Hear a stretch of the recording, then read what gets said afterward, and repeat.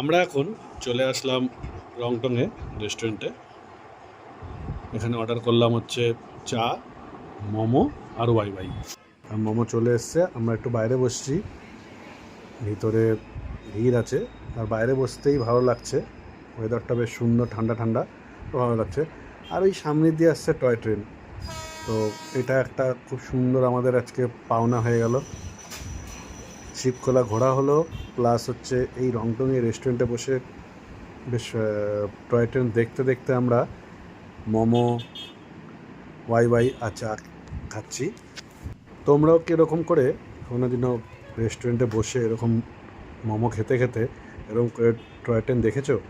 আমাকে কমেন্টে জানিও কেমন লাগে এরকম একটা সুন্দর ওয়েদারে এরকম একটা মোমো, ওয়াই ওয়াই, চা খেতে, এরকম একটা সুন্দর রেস্টুরেন্টে বসে টয় ট্রেন দেখতে দেখতে।